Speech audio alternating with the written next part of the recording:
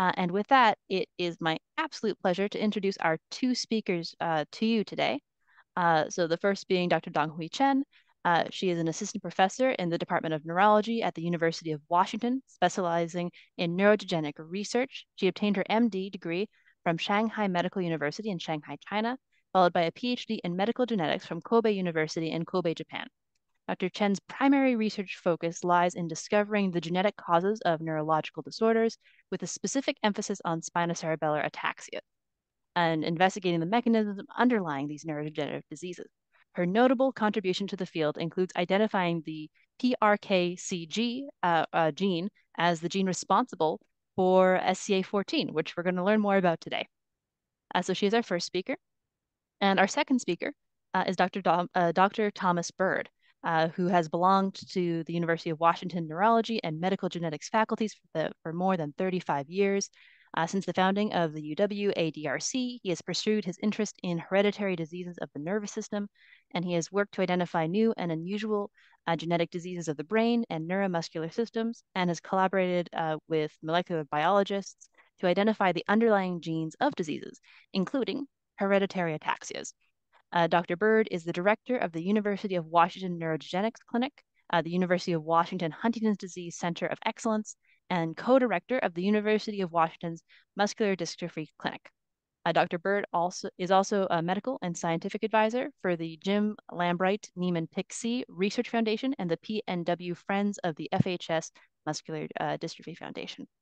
And with that, I will turn the floor over to Dr. Chen and Dr. Bird. Thank you very much for the introduction, and thank you for the invitation to give this talk about our studies on SCA14. Really great pleasure to have opportunity to connect with the SCA community, with patients.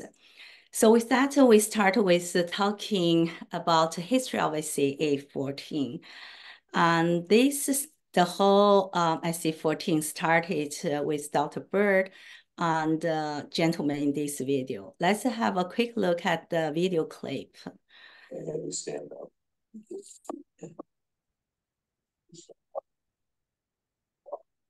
So the patient in this video was in his late 60s.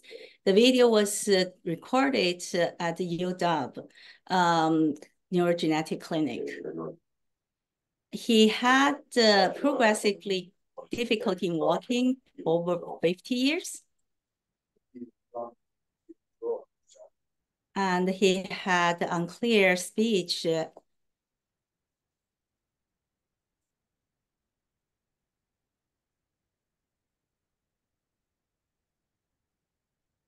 So most of us in the audience probably feel very familiar with what he presented here. And you might have even given diagnosis that he has ataxia. That's correct. But what type of ataxia? Dr. Bird didn't know the answer at that moment, so he brought the case to our research lab. He is not only one in his family having ataxia. This is large pedigree. Black symbols are the affected members in this family. Altogether, 14 affected across 4 generations. Most of them had onset age around the 30s, some earlier, some later, slowly progressive, primarily affecting their coordination. So it's called the pure ataxia. As many of us know that hallmark of ataxia, SCA, is cerebellar atrophy, showing his MRI. Compared to the normal MRI, his cerebellum shrunk smaller, more space between. So next I want to show, illustrate the normal cerebellar cortex in a little bit more detail. This one is have a cerebellum cortex, have several layers in different colors showing illustrated here. Different cell types and fibers. Important part I want to have your attention is these cells lined up clearly in a layer. They are Purkinje cells. They are the largest neurons in human, but they are specific to cerebellum cortex, cerebellum cortex. And they have very distinct morphology. Cell bodies line up as a layer, and their dendrites look like a branching tree. They are sitting in the basket cells surrounded by basket axons. So with this knowledge, let's look at the patient cerebellum. This is his mother, died at the age of 66. In her cerebellum tissues, we only saw basket cells, and those Purkinje cells disappeared. So loss of Purkinje cell is a feature of SCA. At that time, only a few SCA has been clinical available for testing, and he was negative for all these test SCA types. In our lab, we started start investigation. The first step is to do the linkage analysis. We wanted to find out the potential gene, the region of including potential gene, the region. With the linkage analysis, we found the region in his the end of chromosome 19. So that time was before the next very powerful new technology, next generation sequencing. So we had to individually investigate those genes in this region is challenging. This region has 300 genes. So to detect the causative gene, we had to rank the genes based on their expression. They have to be expression in cerebellum, and their protein function has to be related to neurons. So to our luck, we didn't go too far down the list before we met PRKCG. PRKCG gene, and we sequenced the PRKCG, and we found a mutation. It is a C to T change, and this change causes histidine, amino acid histidine to tyrosine at the residue 101. And this mutation is carried by all affected members, but not present in unaffected members. That's a hint that gave us indication this is a causative, this mutation caused the disease in this family. Furthermore, we with our own assay samples and the samples from collaborators all over the country, we sequenced more than 300 subjects, and we identified more than 6 mutations in the PRKCG gene. So that took almost 10 years from his first visit to Dr. Bird. We got an answer for him that he has SCA14, and the mutation is on PRKCG gene, and the mutation is a single nucleotide change. So we published this paper back to 2003. That's not only identifying a new cause for SCA, but also open a new mechanism for SCA. At that time, this is the list of the unknown genes for SCA, some of genes, some of only loci, but they are all repeat expansion. That means in patients, the repeat number increase from small number to large number, and we call it, but PRKCG gene we found has the single nucleotide mutation. This is the first non-repeat expansion SCA. And since then, we have more than 20 non-repeat expansion SCA has been reported. At the same time, of course, the list of SCA has been expanded to include more than 50 entries now, and the list will pass this slide if I list the list. So the next step is to study how this SCA14 being inherited in among the family, and what is the cause that single nucleotide change result in disease. So first, let's talk about the genetics. As many of other SCAs, SCA14 is autosomal dominant disease. So that means, and most of them are familial.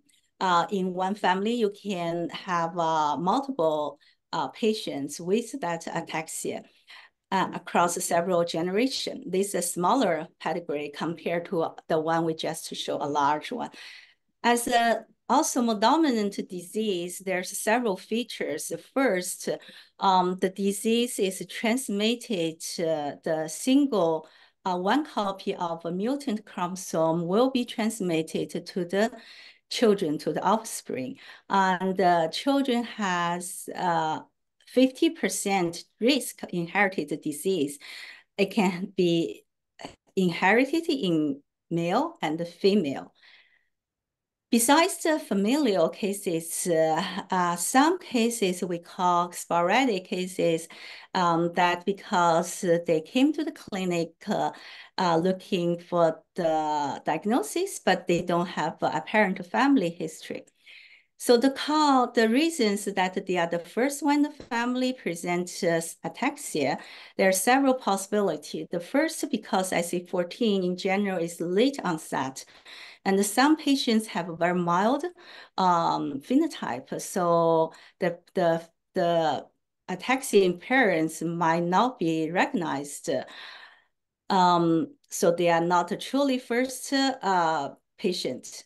However, in this case, the new mutation occurred in the patient, and this de novo mutation, and he is truly the first one in the family present disease. And not the same, but also because the type of the mutation called the mosaic mutation, it doesn't present in all cell bodies, all cells in the body, but only present some cells. And since the genetic testing usually use blood, and if the mutation doesn't present in blood cell, you will not detect that mutation and think the parent don't have the mutation. And if that mutation happen to be germline, like a sperm, the child will inherit that mutation. Now it presents all his cells and he has the disease. The fourth, that is kind of the possibility that he's the first one in the family. Regardless, as a sporadic cases, they also follow autosomal dominant inheritance pattern. That means his child will have a 50% risk inherited disease, like familial cases. So here, this is the summarize all the mutations, as the mutation discovered, reported, not only discovered, but reported in publication.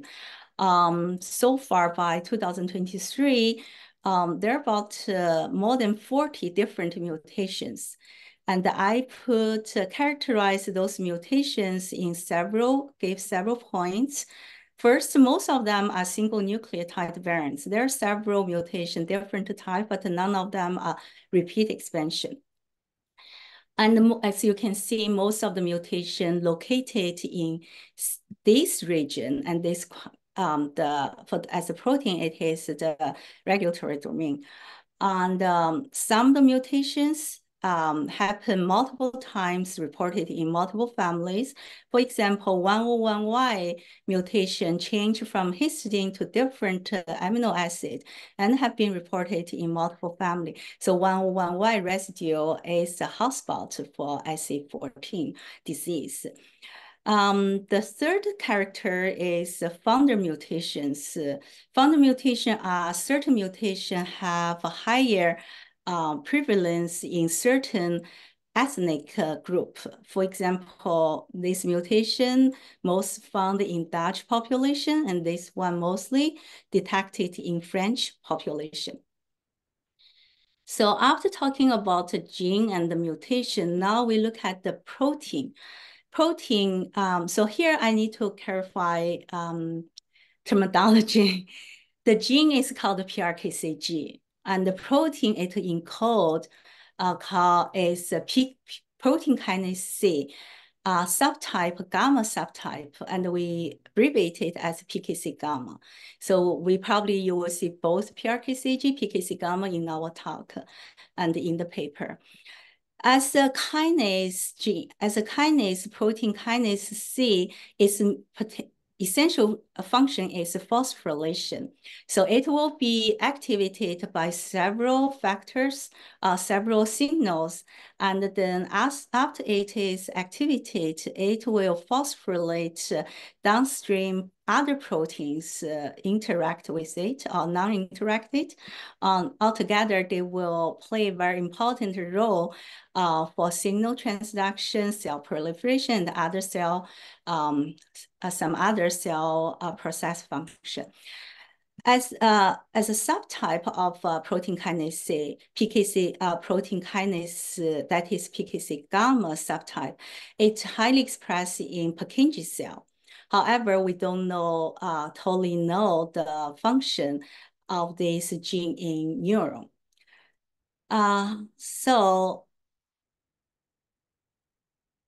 But important for us is to understand how the mutation affect the protein. First, we compare how the mutation affect the protein structure.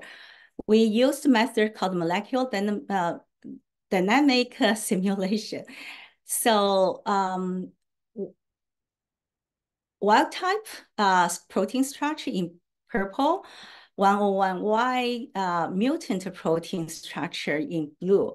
When we after simulation on computer, you can see the mutant strand fall apart from the wild type. So that means the protein structure has been reduced, stability has been reduced. It when you watch the video, you will see this structure is fluorescent very widely. In this case, in the 128D mutation case, the structure remains stable. You don't see the fall apart from a wild type, the structure in orange.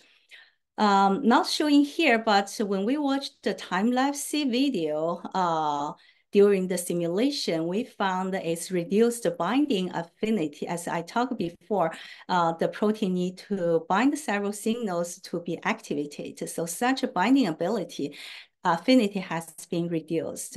So here we can demonstrate the mutation, the effect of the mutation on the protein structure. Subsequently, likely it will affect the protein function. To demonstrate the function change, we did the in vitro study. So we introduced human PKC gamma in some vectors, wild type, that is the normal PKC gamma, mutant type, that is the PKC gamma with the mutation that identified in patients. We grow those constructs in cells, and then we observe cells under the microscope. And here's the picture that we taken from the wild type cells.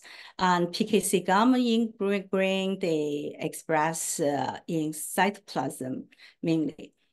When we look at the mutant, the cells transfected with mutant protein, we see these clumps of the protein. We call them aggregates. Some of them small, like we call it punctate, and some of them very large globular aggregates. And then we confirm them definitely contain PKC gamma. So as some of you or many of you have already heard of aggregates. It is a very common phenotype in many neurodegenerative disease, including SCAs, SCA1, 2, 3, they all have aggregates. But those are the expansion. Here we demonstrated single nucleotide change in PRKCG that cause SCA14. They can form aggregates also. The other findings that I don't have time to show is they have the kinase, as PKC gamma is a kinase. We measure kinase activity, increase activity. They are more sensitive to the oxidative stress, and also calcium influx has been increased. So after learning some information from cultured cell, we look at the patient brain. That we really appreciate support from the patient community. It's very precious tissues we obtained from the gentleman shown in that in the earlier video. When he died at the age of 89, he graciously donated his brain for our research. Here's his brain. Compared to the normal controls, similar as what I just illustrated in the earlier slide, the Purkinje cell lined up beautifully along the Purkinje, along the layer, and you can see most of the no loss of Purkinje cell. The Purkinje cell are intact and line up very beautifully. In contrast, in the patient, again, cerebellar atrophy, they are shrunk, a lot of space between, and hardly you can see any cells left. Loss of Purkinje cell is very predominant here.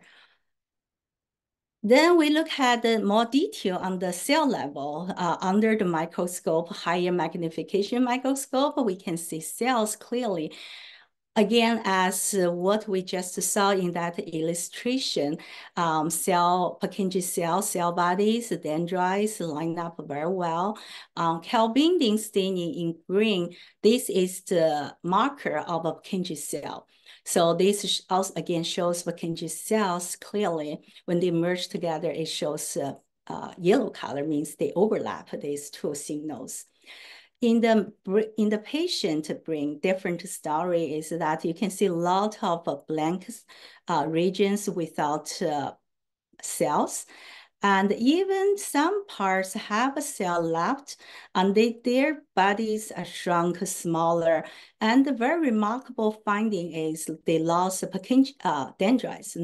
Almost no dendrites is observed, even cell body still here.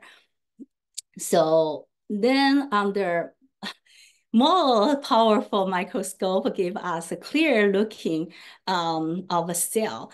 This is a confocal microscope. Now we see these, they are aggregates again, as what we found in cultured cells. Higher power show is even more striking finding is aggregates along the cell membrane.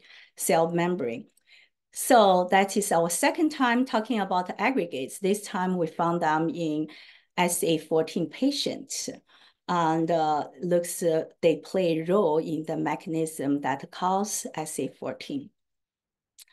So now we'll go on to talk about a very interesting, probably very interesting to our audience is the clinical aspects of SCA14. And I would invite Dr. Bird, who is expert in the neurogenetic clinic. He is the founder actually of the clinic, neurogenetic clinic. So Dr. Bird. Yes, thank you, Dong-Hui. Good morning, good afternoon, and good evening to everyone. I just want to step back and talk a little bit about ataxia in general and the approach to making a diagnosis so that if you have SCA14, you end up getting the correct diagnosis. And so if you simply have ataxia, what does the physician that you see go through to determine that you've got a specific type, for example, SCA14. And this is just a general approach. The history is taken. How long have you had the incoordination problem? Is it all the time, or is it episodic? Have you been exposed to any chemicals or any drugs? And of course, family history is extremely important. If it's an SCA, an autosomal dominant, you expect to find other family members who have also been affected.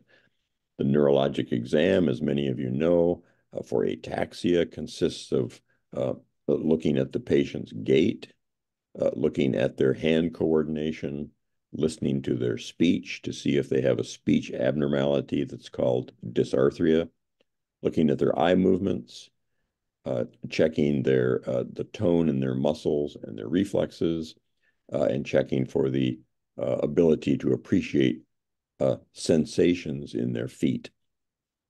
And then physicians will also will frequently go to a laboratory test or maybe blood tests drawn to check out, for example, your thyroid status or your vitamin B12, vitamin E status.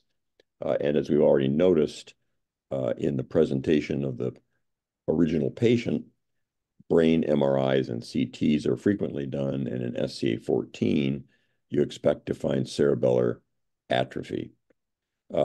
And then once the physician has made a diagnosis of a cerebellar ataxia, he or she needs to eliminate all the other causes of ataxia, and there are actually hundreds.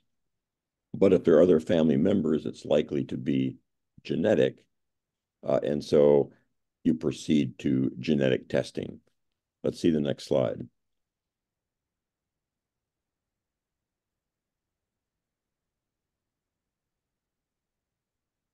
So if you have a specific kind of genetic ataxia, such as SCA14, this is determined by finding a mutation in the PRKC gene by molecular genetic testing. And this slide is a little bit wordy and complicated, but the important points here are that there are now panels of genetic ataxias. So you can order a blood test that will screen for a large number of genes that are known to cause genetic forms of ataxia. In fact, those ataxia panels now sometimes screen for 100, even more than 200 genes that have been associated with ataxia. It's very important for the community, both the testing neurologists and the families being tested, to understand that there are two kinds of genetic testing panels because there are two major kinds of genetic ataxia. As you know, there are genetic ataxias that can be repeat expansions, and there are genetic ataxias that are not repeat expansions. They are point mutations in ataxia genes. And you need to do two different panel screens. If you screen all causes of genetic ataxia, you need to screen for the repeat expansion types, and you need to screen for the non-repeat expansion types. And one must be very careful about that. There are physicians and even neurologists out there who don't really understand that difference. So it's important to be aware of those two different kinds of testing. Let's see the next slide.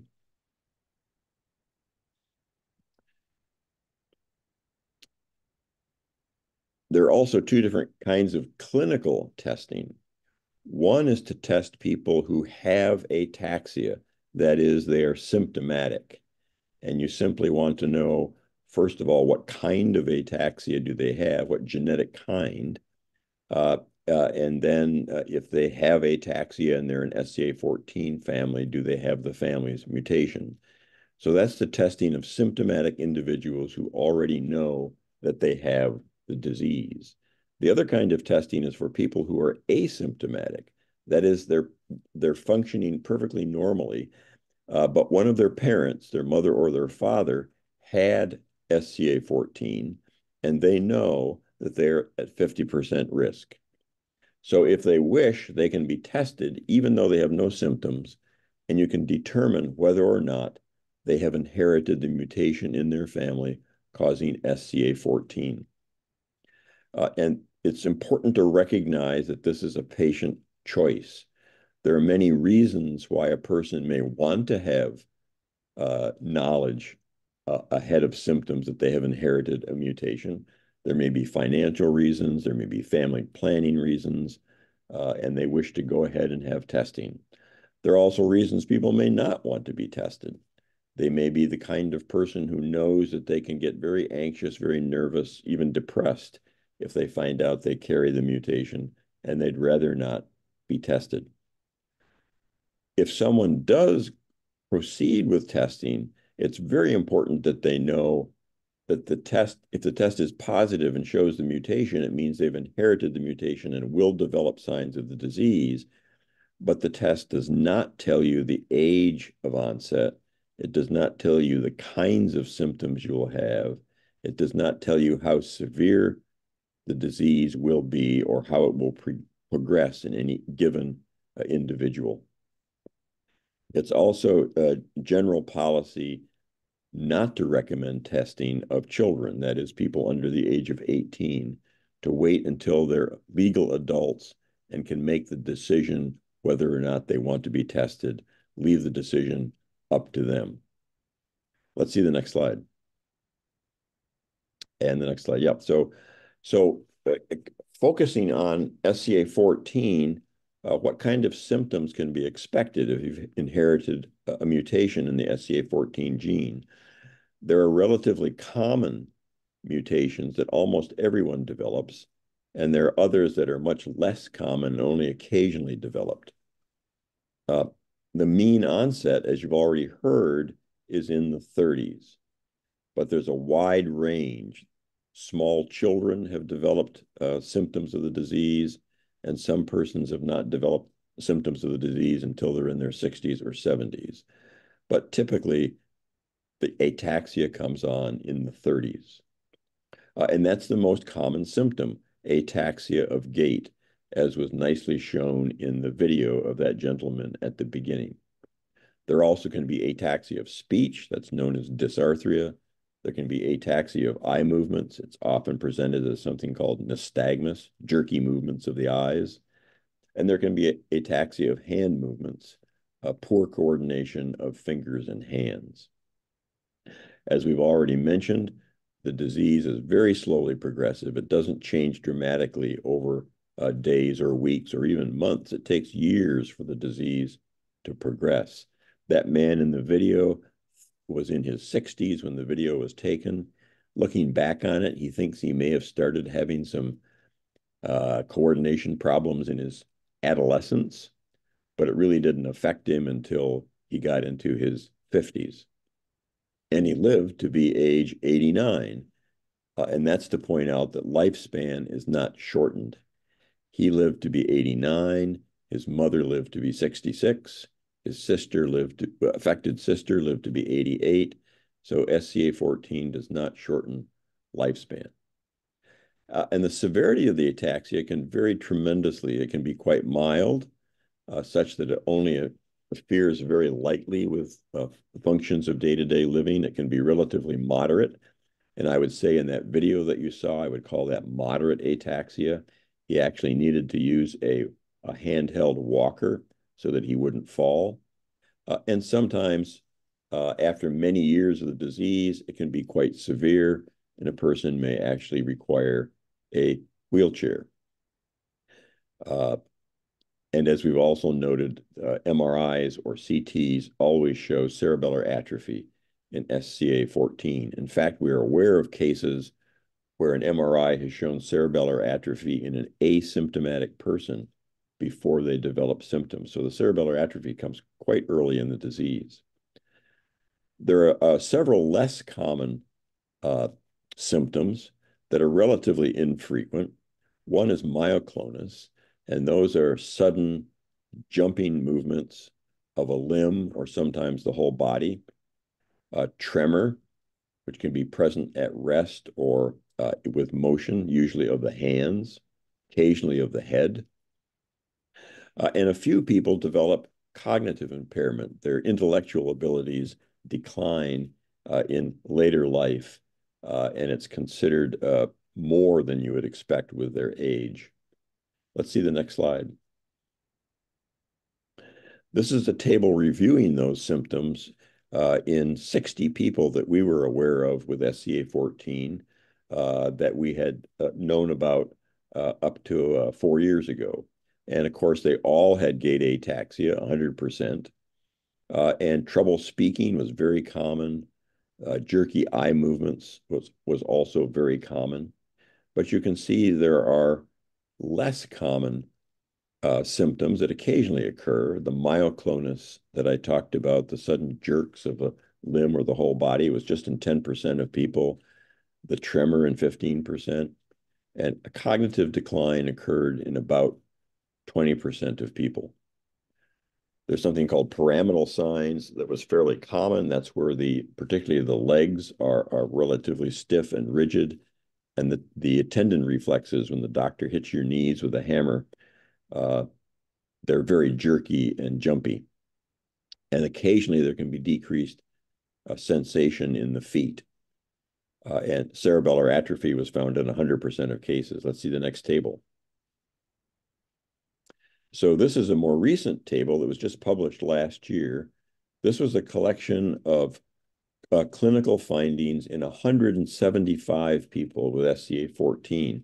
So Alexandra Durr and her colleagues in Paris, in a multinational consortium, were able to get information, clinical information, about 175 people who had SCA14. And it was 50-50 males and females. And the average age at onset of ataxia was 32. So it's exactly what we've been saying. It typically comes on in the 30s. And in this particular population, the average duration of disease had been 15 years. What's not shown in this table is that 100% of the people had ataxia, and speech problems and eye movement problems were quite common. But you can see these other uncommon symptoms did show up. There were people that had the pyramidal signs, the stiffness and the exaggerated reflexes, the loss of sensation in the feet. 15% had some kind of additional movement disorder, like the myoclonic jerks, or sometimes looked a little bit like they had Parkinson's disease, stiff and rigid and slow to do things. 16% of people had some cognitive decline, so it was a minority, but an important minority. And 18% of people had some kind of psychiatric problems, usually a personality change. They would do inappropriate things, or they were relatively calm people who then had a change in their temper, for example. And very rarely a person has a seizure disorder, epilepsy. It's so rare, it's not clear whether it's really caused by the disease or not. There were no infantile presentations. No one developed cerebellar symptoms or signs before the age of 1. It's also important to notice that there is a phenomenon called phenotypic heterogeneity, and those are fancy words. That means the symptoms can vary within a family. So even though you're in the same family and you have the same mutation, you may have different symptoms. Some people may have trouble with speech. Some people may not. Some people may have the myoclonic jerking. Other people may not, even within the same family. And of course, the symptoms can vary a lot between families with different mutations. So that's called phenotypic heterogeneity. Next slide. Clinical evaluation, most people with genetic ataxia are seen by a neurologist. That's often where the genetic testing gets done. But it may be valuable to be seen by a speech therapist or a speech pathologist because of the dysarthria. If there are cognitive problems, you may want to be seen by a neuropsychologist or actually have neuropsychological testing done to document the problems and to follow them over time. And many people in these families are seen by genetic counselors. Next slide. There are no cures for this disease. There are no specific treatments that change the onset or progression or slow the onset or progression, unfortunately. It'd be nice to have this. Maybe we will in the future, but right now, no cures, no specific treatments. Let's see the table. Yep. There are things that can be done. The ataxia is actually dangerous. So when you have trouble with walking, you can have problems with falling. And when you fall, you can break a bone, or you can hit your head and have bleeding in your skull. So taking care of the gait ataxia is very important. And that may require canes, it may require handheld walkers, it may require a wheelchair. There are also assisted devices that can help people with their ataxia of their hands to help them pick up things and manipulate things. The myoclonus occasionally can be treated with medication. Dysarthria, as I said, may be improved if you can see a speech pathologist or someone who's experienced in language and verbal counseling. Occasional people have difficulty with swallowing, that's dysphagia, and they may need to have evaluation for their swallowing problem. It's important not to gain weight. The heavier you are, the harder you fall, in other words. And you may need psychological counseling if you have the intellectual decline and disability. Next slide. So that's kind of a summary of the clinical issues. And now I'm going to turn it back over to Dr. Chen, who's going to have a few more words about research that's underway. Yes. Okay, we show some of finding in our research also, but the next section I will mostly focus on generate SA14 animal models. They are very invaluable tools for us to study the disease onset, development, progression. There's a lot of approaches for established animal models. Here I will just focus on the transgenic mice model generated in our lab. So after we introduce human PKC gamma microinjector that construct to the mice, we test their coordination because that is the main character of SCA14. To do that, we use a device called the rotarod. The rod will spinning, and we recorded the time that mice, how long they can stay on that rod, and the recorded time. That's the result. We test several time points from 1 month to 3 months and between several times. And that is example, each time point we test 3 days. So you can see compared to the wild type, this is the line for the result from wild type mice is our mutant mice. They didn't do as well as the wild type. With time being, when they are getting aging, they did even worse. So that is similar as coordination, poor coordination in SCA14. We also saw this phenotype in our transgenic mice. Another one, similar as SCA14 patients, their lifespan is not short and not altered. In the cell level, when we look at the cerebellum, again, as now we are very familiar with these images of Purkinje cells. In the mutant, we can see aggregates may not be clear in the lower magnification. In the higher magnification, under confocal microscope, we can see those aggregates of PKC gamma, only not in the Kelvin, is very predominant. You can see them clear. So again, we talk about aggregates, this time in our transgenic mice. Other labs also generated transgenic mice, all knock-in mice with a different mutation. I gave very brief example of our effort. We established introduced another mutation in the mice. And in addition to the PRKCG, the main finding actually is the dendrites disorganized. They lost the structure of branching dendrites. So other labs found the similar finding from the phenotype, behavior, and from their brain pathology changes. Another example, instead of animal, we can use stem cell derived from patients. This has been widely used in SCA studies.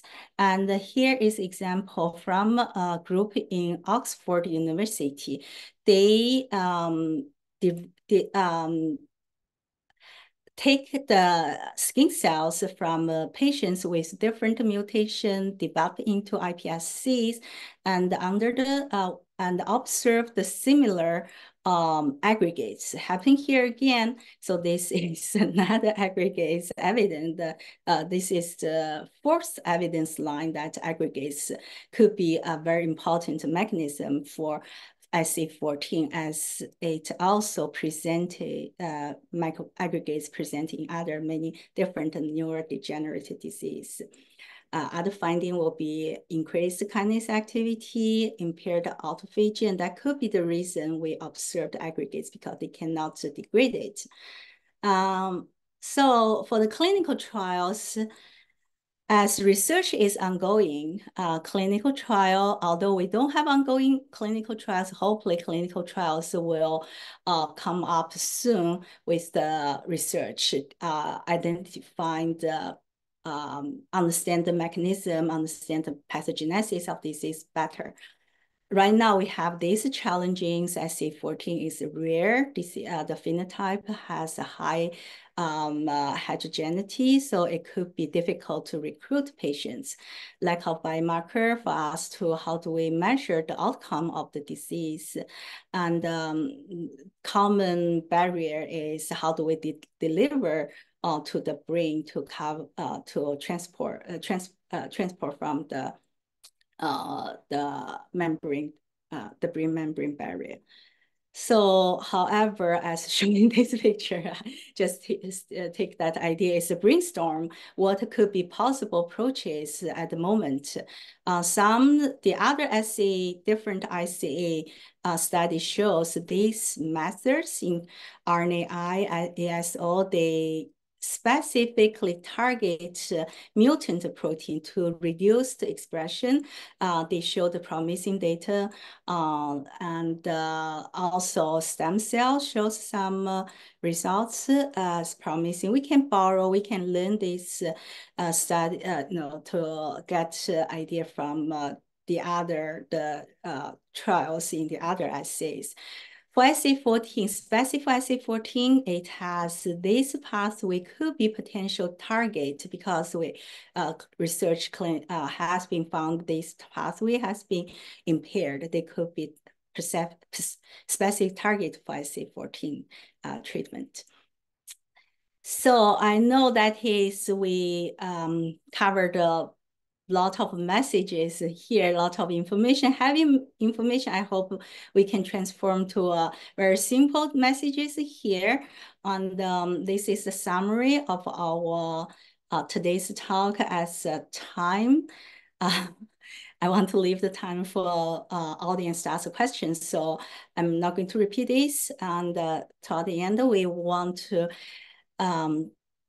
appreciate the support from National Ataxia Foundation for their funding support and for their encouragement along our way in the research of finding SCA14 and research on SCA14. And this is our collaborators and our people from our lab. Many of them are our very talented, dedicated students. Okay, so now it's the springtime. Seattle has a spring without rain, and this is beautiful, our campus with the cherry blooming. Thank you very much, and we are glad to answer. I know the time is, but we're happy to answer some questions that you have. Thank you. Thank you so much, Dr. Chen, Dr. Bird. Dr. Chen, would you mind stopping screen share just so folks can see us a little bit better during the Q&A session? Fantastic. And we've already had some questions submitted. So we'll start off with this one. An attendee says, thank you so much for your talk. How rare is SCA14 compared to more common types of ataxia like SCA1? It is very rare. SCA1, SCA3 still, SCA in general is a rare disease. Among those different types of SCA14, relative even further rare. Yeah. As we, example, we screened 300 subjects, we only identified the 6 mutations among those subjects. Well, very good. It is mhm. And our next question, a few people have asked a similar question. They've heard that for certain types of ataxia caused by repeat disorders, such as SCA1 or SCA3, that these repeats can expand and that can make symptoms worse between generations. Since SCA14 is caused by a point mutation, can symptoms worsen between generations? We didn't have such observation. We didn't have anticipation among the family. As Dr. Bird also said, the phenotype is very heterogeneous among the families. So children can be even milder than the parents, and the different phenotypes, there isn't a correlation. Thank you for clarifying. Our next question is from an attendee who asks, is it possible for someone to have more than one type of ataxia at once? For example, is it possible to have an SCA14 mutation and the mutation for SCA1? I never read such report, but Dr. Bird probably have, because he sees patients. Yeah, so the answer is yes, and it's extremely rare. It's basically a coincidence, but it can happen.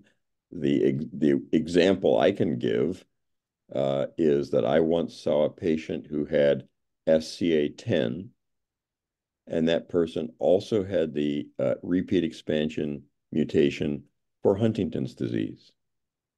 So the person had 2 kinds of genetic neurodegenerative diseases, one of which was an SCA, and then had another repeat expansion disease. Very unfortunate, very sad, quite severe disease.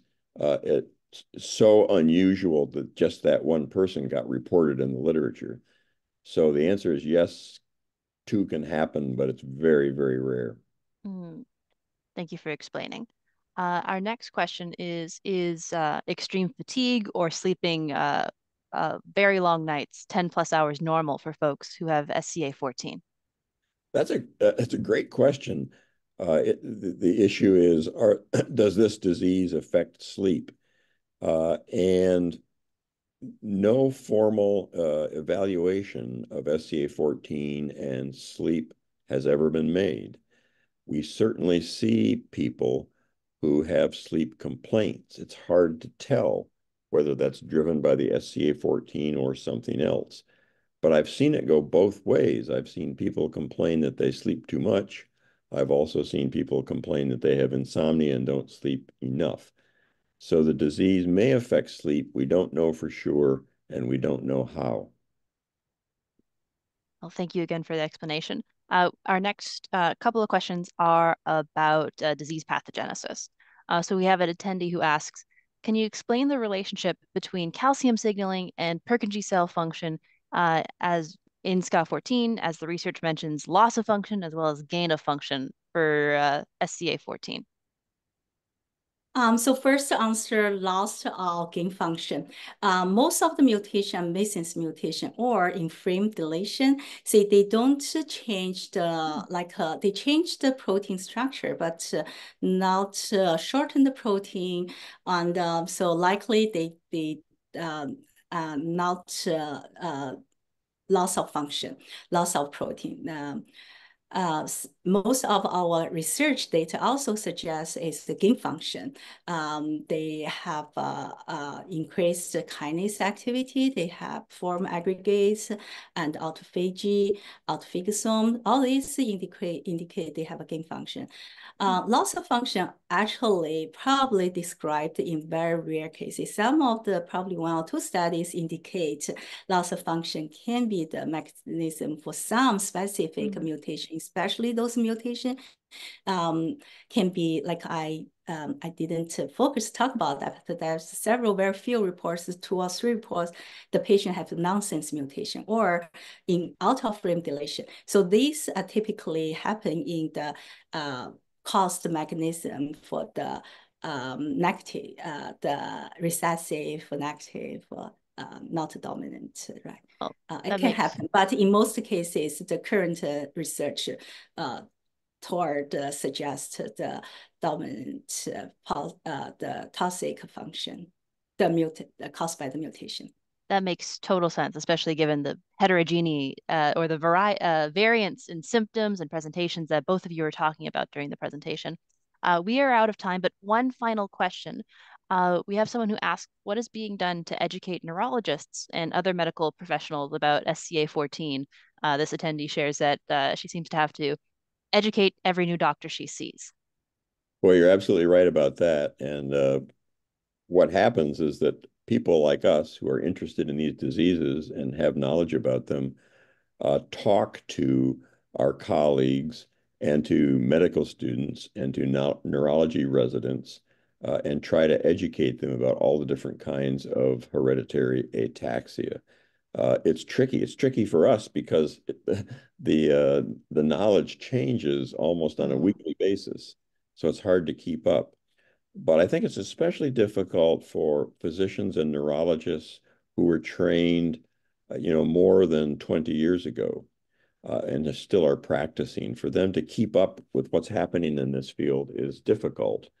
And the way they find out is 2 ways primarily. One is reading about these diseases in journal articles, and the other is attending meetings of their colleagues, either at the national or the regional level, where they learn about what's going on in the ataxia field.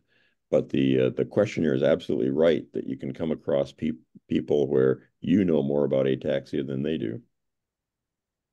Well, thank you both so much, Dr. Chen and Dr. Bird, for sharing this hour with us. We really appreciate you sharing your time and expertise with us today.